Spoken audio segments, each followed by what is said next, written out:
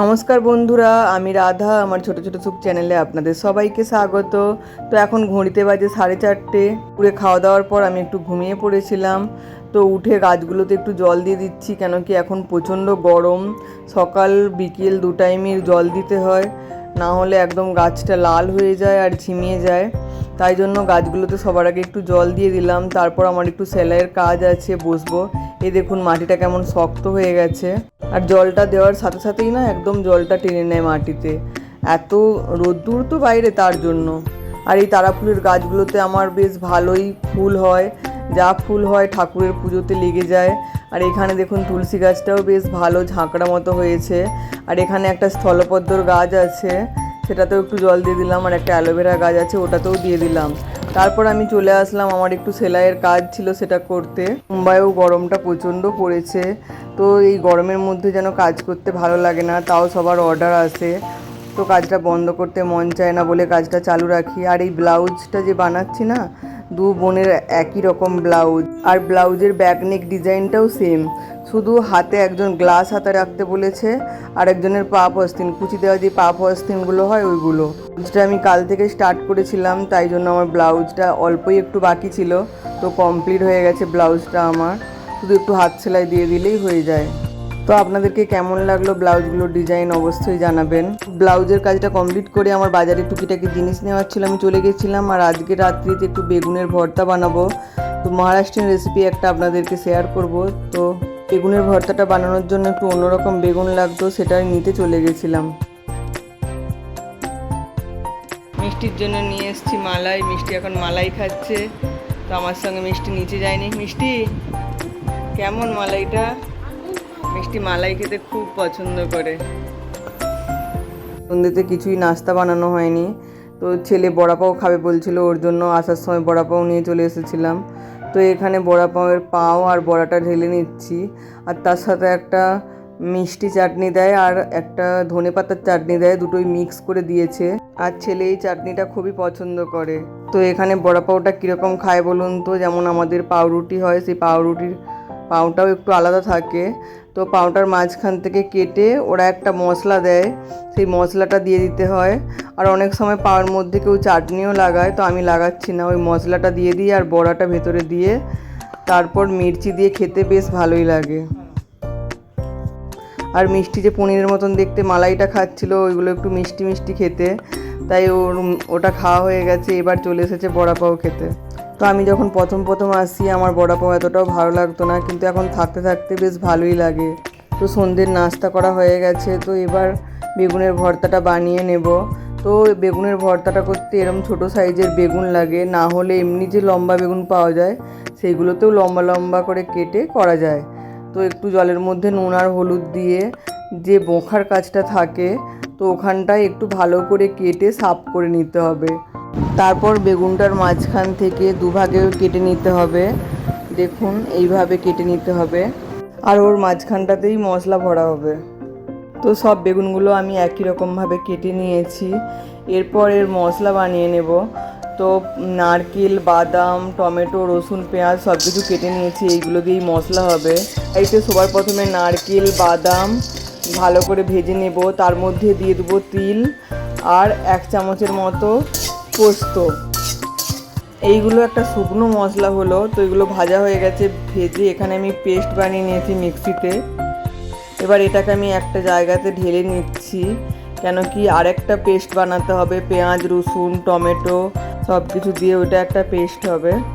এখানে নুন হলুদ দিয়ে ভিজিয়ে রেখে বেগুনটা তুলে নিলাম। আর এই যে শুকনো মশলাটা আমি বানিয়েছিলাম নারকেল, বাদাম সব কিছু দিয়ে, তো সেটার মধ্যে দিয়ে দেবো তেল, নুন, লঙ্কার গুঁড়ো, হলদির গুঁড়ো আর একটু ধনে গুঁড়ো, আর তার সাথে দিয়ে দেবো গরম মশলার গুঁড়ো, দিয়ে ভালো করে মশলাটাকে মিক্স করে নেব। মশলাটা এখানে ভালো করে মিক্স করে নিয়েছি। এবার কড়াইতে দিয়ে দেবো পেঁয়াজ, টমেটো আর রসুন, এগুলোকে ভালো করে একটু ভেজে নেব। ভালো করে ভেজে নেওয়ার পর মিক্সিতে এবার একটু ঠান্ডা হয়ে গেলে পেস্ট বানিয়ে নেব। এবার এখানে বেগুনগুলোর মধ্যে শুকনো যে মশলাটা বানিয়েছিলাম সেইগুলো ওর ভেতরে ভালো করে পুরটা ভরে দেব।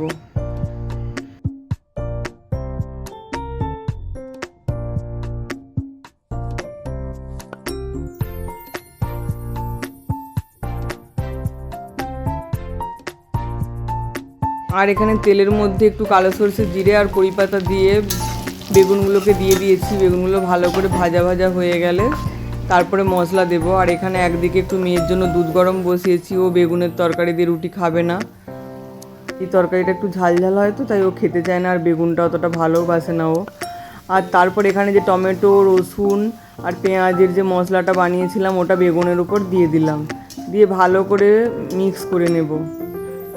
এই ভর্তাটা এবার আস্তে আস্তে ধিমি আঁচে হতে থাকবে, আমি চাপা দিয়ে হতে দেব। আর এদিকে আমি একটু রাত্রে রুটির জন্য আটাটা মেখে নিচ্ছি।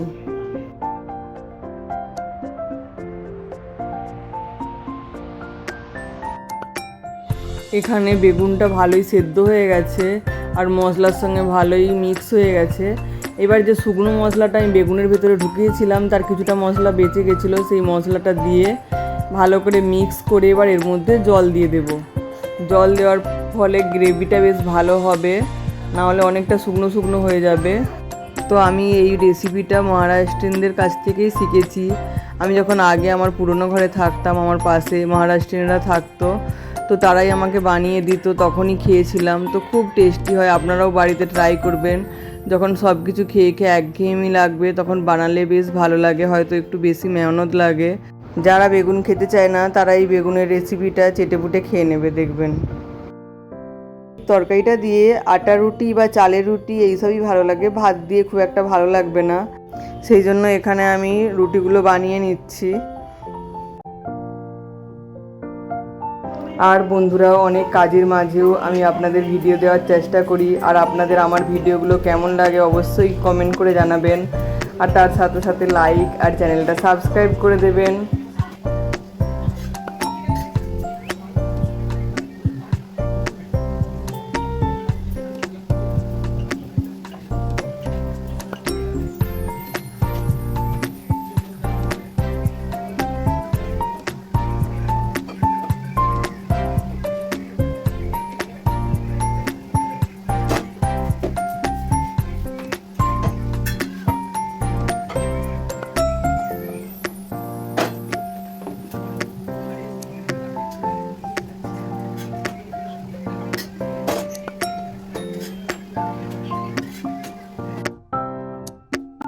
তো রুটিগুলো আমার বানানো হয়ে গেছে, তো সবাইকে খেতে দিয়ে দিচ্ছি, দিয়ে মেয়েকে খাইয়ে দেব। তো চলুন তাহলে রাতের ডিনারটা সেরে নিই। আর এখানে হাজবেন্ডকেও খেতে দিয়ে দিয়েছি। আর এখানে মিষ্টিও খেতে বসে পড়েছে, মিষ্টি খাচ্ছে দুধ রুটি।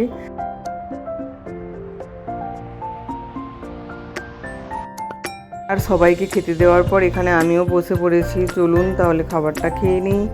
তারপর এখনও কিচেনের অনেক কাজ বাকি আছে। এখানে ডাস্টবিনটা বের করে দিলাম, কেন কি আমাদের ভোরবেলাতেই বিল্ডিংয়ে সাফ সাফাই শুরু হয়ে যায় আর ক্যাজরানিতেও চলে আসে, তাই বের করে দিলাম। তো এবার চলে এসেছি কিচেনে। তো কিচেনে তো রুটি করেছিলাম, তো খুবই নোংরা হয়েছে চারিদিকে, আটার গুঁড়ো ছড়াছড়ি। তো সব কিছু ভালো করে মুছে নিয়ে তুলে রাখছি, আর ভালো করে কিচেন স্ল্যাবটাকে পরিষ্কার করে নিচ্ছি। অনেক সময় রান্না করার পর পরিষ্কার করে নিই, বাসন টাসন সব কিছু ধুয়ে তারপর খেতে বসি। আর যেহেতু হাজব্যান্ড তাড়াতাড়ি চলে এসেছিল, সেই কারণেই তার আগে রাতে ডিনারটা করে নিলাম, তারপরে বাকি ভাবলাম কিচেনের কাজগুলো পরে করব। তো ওই জন্যই আগে ডিনারটা করে তারপর ভালো করে কিচেনটা পরিষ্কার করে নিচ্ছি। আর কিচেন না পরিষ্কার করে কি বলুন তো রাত্রে ঘুম ধরে না, সকালে উঠলেই তারপর আবার ব্রেকফাস্ট বানানো থাকে। রাত্রিতে এই কাজগুলো যদি সব কিছু সেরে ঘুমানো যায় তাহলে সকালে ব্রেকফাস্ট বানাতে আর দেরি হয় না, নাহলে এই কাজগুলো সারতে সারতেই একটা সময় চলে যায়। তাও তো এখন সামার ভ্যাকেশান চলছে, ছেলে মেয়ের স্কুলের ছুটি, অন্য সময়ের থেকে একটু দেরি করেই ওঠা হয়। আর সবার প্রথমে এই বাসনগুলো একটু ভালো করে জল বুলিয়ে নিচ্ছি, তারপর ভালো করে সাবান জালি দিয়ে ঘষে নেব। তো সবার প্রথমে বেসিনটা একটু ঘষে নেব, ঘষে ধুয়ে তারপর বাসনগুলো সব মেজে মেজে রাখবো, কেন কি এঁঠো বাসন ছিল। আর বেসিনটাও একটু পরিষ্কার হয়ে যাবে, তারপর ধুয়ে নেব। কি বলুন তো, এখন তো প্রচণ্ড গরম, তবুও মাঝে মাঝে মনে হয় যে বাড়িতে ছেলে মেয়ে আছে, ভালো ভালো কিছু রান্না করে খাওয়াই। কিন্তু কি বলুন তো, ভালো কিছু রান্না করতে গেলেই অনেক বাসন পড়ে। তাও তো আমি রান্না করতে করতে অনেক বাসন ধুয়ে নিই, তবু রাত্রির বাসন একটু কম হয়, সকালের বাসন তো অনেক হয়। তাও আমি নিজে হাতে সব কাজই করি। তো অনেককেই এইসব কাজগুলো করতে হয়, এটা কোনো নতুন ব্যাপার না। আর আমার এই সমস্ত কাজ করতে ভালোই লাগে। আর আমার সবথেকে ভালো লাগে বাজার করা, কোনো কিছু শপিং করতে যাওয়া, এটা ওটা কিনতে যাওয়া, এগুলো আরও বেশি ভালো লাগে। যে কোনো ধরনের কেনাকাটা আমার খুব ভালো লাগে।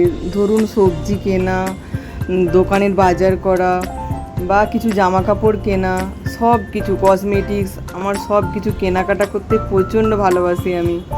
আর বাড়িতে ভালো ভালো রান্না করতে। আজকে তো সন্ধেবেলার টিফিনটা বাইরে থেকে নিয়ে চলে এসেছিলাম, না হলে বেশিরভাগ টাইমেই আমি বাড়িতে কিছু না কিছু বানাতে থাকি। আস্তে আস্তে সেইগুলো আপনাদের সাথে শেয়ার করব। কী বলুন তো, সব কিছুর ভিডিও নিতে গেলে অনেক বড় ভিডিও হয়ে যায়, আর সেটা সময়টাও অনেক বেশি লাগে। সেই জন্য সব কিছু নেওয়া হয় না, যতটা পারি আপনাদেরকে দেখাই। আর আমার ছেলে মেয়ে দুপুর রাত্রির খাবার খাওয়ার থেকেও সকালের যে ব্রেকফাস্ট আর সন্ধেবেলার যে টিফিন থাকে, ওগুলো দুজনেরই ওদের বেশি পছন্দ। মাঝে মাঝেই ফুচকা বানাই, এখানে ফুচকা পাওয়া যায় না। ফুচকা পাওয়া যায় দুর্গাপুজোর টাইমে, না হলে মিষ্টির বাবার সঙ্গে আমরা যখন ওর দোকানে যাই মার্কেটে, তো সেখানে পাওয়া যায়। আর আমাদের সামনে পানিপুরি পাওয়া যায়, দই পুরি পাওয়া যায়, কিন্তু সেইগুলোর টেস্ট পুরোপুরি অন্যরকম, ফুচকার ধারে কাছেও আসবে না, তাও খেতে হয়। তাই যতটা পারি সকাল বিকেলের টিফিনটা বাড়িতেই বানানোর চেষ্টা করি। যেই দিন একদম কাজকর্ম করে ভালো লাগে না, তখন বাইরে থেকে নিয়ে আসি। তো চলুন, আজকের ভিডিওটা এই পর্যন্তই।